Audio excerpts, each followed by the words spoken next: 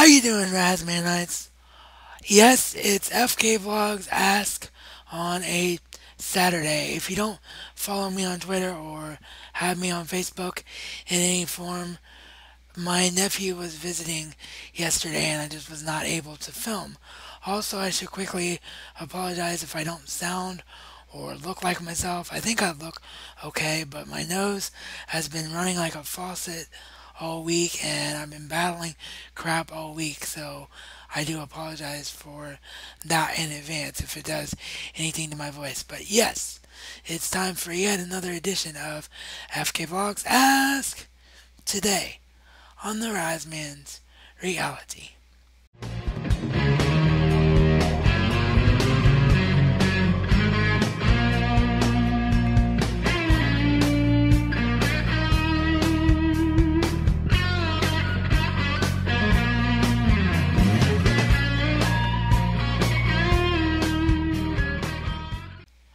Alright, so this week Frankie asked us, reviewers, how we review and do we review critically. Like, are we afraid to say if we don't like something about a film, or do we only review films we like or TV shows we like, etc., etc., etc.? And my answer to that is I do this because I love to do it, and I think that people relish and enjoy, and I think you're proof of it better than just about anybody on here, Frankie, with the amount of subscribers that you have. But I think people relish and enjoy an unbiased opinion that's just like themselves, that just talk about film and television for the love of it. So if I don't like something, I have no problem saying I don't like something. Now, I am one of those people that very rarely, especially when it comes to my collection, very rarely will I review things that I don't know that I'm going to enjoy, because let's face it, we're all not made of money, and 9 times out of 10 or 99 times out of 100, however you want to say it, we don't buy things that we know we're not going to watch over and over and over again, or have ask for it as gifts, whatever the case is. So I don't have a lot of negative reviews on here, but if I go and see something and it doesn't end up being what I thought it was going to be, or if I thought it can be better than what it was, like particularly a superhero or science fiction film, I won't pull any punches. And if it's a book adaptation and I don't like the changes they made, I won't pull any punches. So yeah, I don't see a bit of a problem with reviewing critically at all. And I don't have a problem doing it. I don't do it as often as some others, but I don't have a problem doing it. Secondly, this week, Frankie brought to our attention a rather alarming trend for those of you that own 3D televisions, and that is that Disney is not releasing its Blu-ray 3Ds worldwide anymore. So, for an example, for the discussion, I pulled out the only 3D Disney Blu-ray that I own, which is Pirates of the Caribbean on Stranger Tides, the fourth Pirates of the Caribbean film. And the reason I own this is because this is the only way to get all of the special features for this film. At the time when they were really trying to push 3D and thought 3D would be the next big thing, they made it so that having the 3D Blu-ray was the beat all end all, and you had the 3D Blu-ray and you had all of the special features on the 2D Blu-ray, and if you just bought the regular 2D Blu-ray, you didn't get as many special features.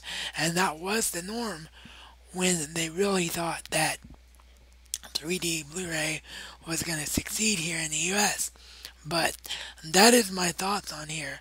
I think the reason that here in the US and some other countries across the world, maybe UK, it's definitely not as big of an issue as Frankie pointed out, but I wouldn't be surprised if it is in some other places throughout the world.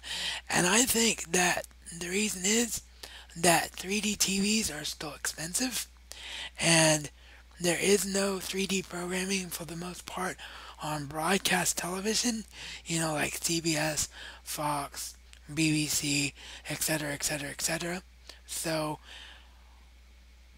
I think that a lot of people just didn't buy 3D TVs, and because a lot of people didn't buy 3D TVs, it's not as big of a need for the 3D Blu-ray format to succeed. I think people think if they want to see a film in 3D, they just go to the cinema and see it in the cinema in 3D. So that is my take on that. Is it fair? No. But until 3D TVs go into a lower price range and more people can have access to them, I think that's just the way it's going to be. I think 3D Blu-rays aren't going to be as widespread. I do, like I said, it's not fair to the people that own 3D TVs. So that's my take on that situation. And for my question this week, well, I don't actually have one this week.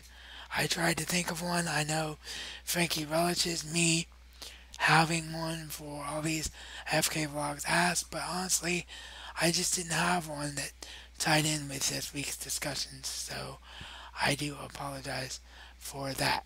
I will definitely try and come up with one next week.